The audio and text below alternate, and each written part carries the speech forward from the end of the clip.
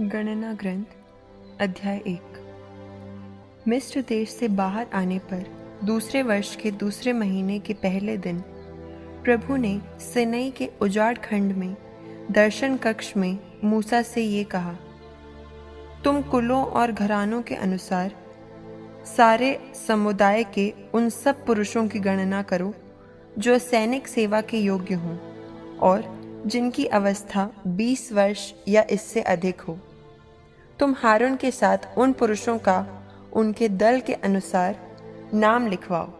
प्रत्येक वंश का एक ऐसा पुरुष तुम्हारी सहायता करेगा जो अपने घराने का मुखिया हो।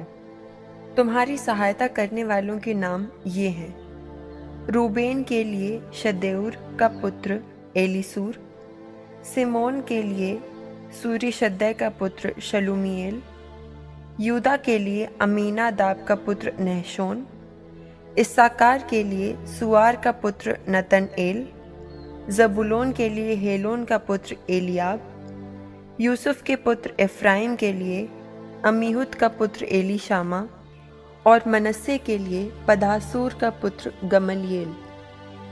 बेन्यामीन के लिए गिदोनी का पुत्र आबीदान, दान के लिए अम्मीशदै का पुत्र अहीएजेर, आशेर के लिए ओक्रान का पुत्र पगीएल, गाद के लिए दऊएल का पुत्र एलियासाफ और नफ्ताली के लिए एनान का पुत्र अहीरा। यही समुदाय में से नियुक्त किए गए। ये अपने अपने वंशों के नेता और इजरायली कुलों के मुखिया थे।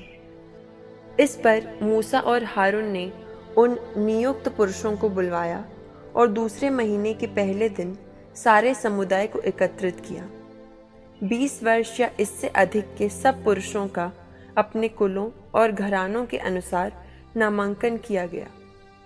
प्रभु ने मूसा को जैसा आदेश दिया था उसी तरह उसने सिनई के उजाड़ खंड में लोगों की जनगणना की।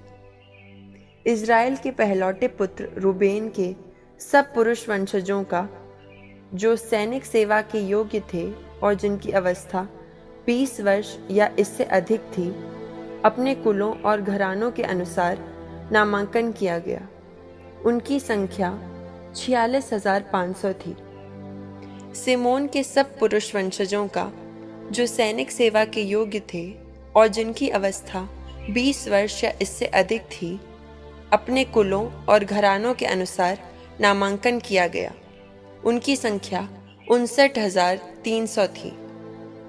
गाद के सब पुरुष वंशजों का जो सैनिक सेवा के योग्य थे और जिनकी अवस्था 20 वर्ष या इससे अधिक थी, अपने कुलों और घरानों के अनुसार नामांकन किया गया। उनकी संख्या 45,650 थी।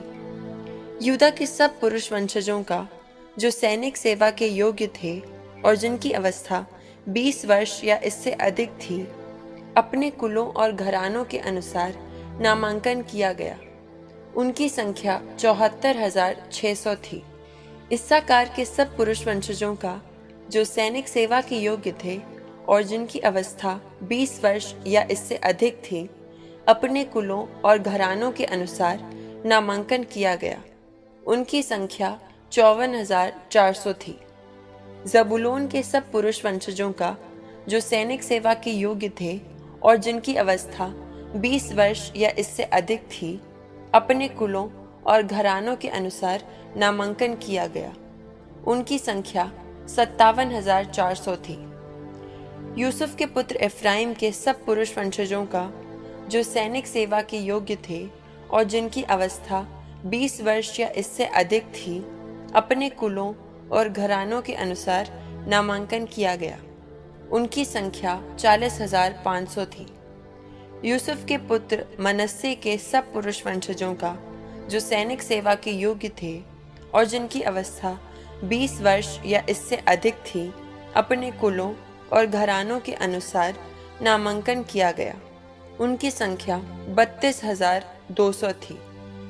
बेन्यामीन के सब पुरुष वंशजों का जो सैनिक सेवा के योग्य थे और जिनकी अवस्था 20 वर्ष या इससे अधिक थी, अपने कुलों और घरानों के अनुसार नामांकन किया गया।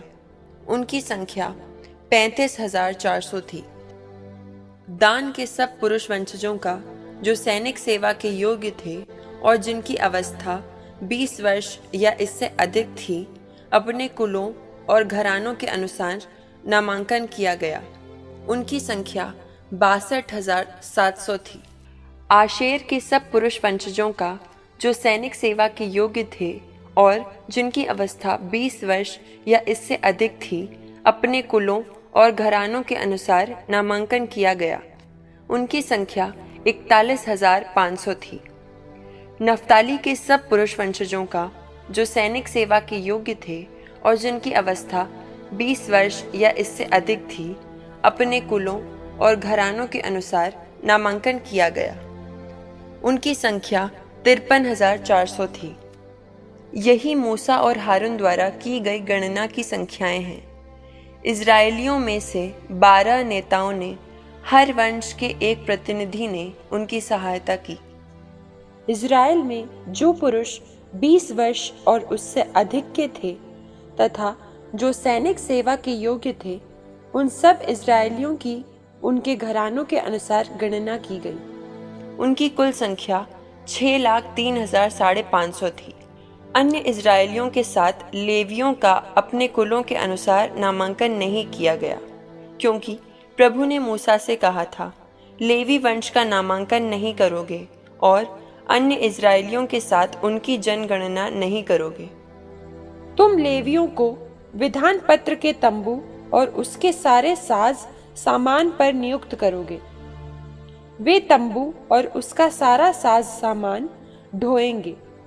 वे उसकी देखभाल करेंगे और उसके चारों ओर पड़ाव डाला करेंगे। जब जब तंबू को आगे ले जाना होगा तो लेवी उसे उखाड़ेंगे, और जब जब तंबू को खड़ा करना होगा तो लेवी ही ये काम करेंगे।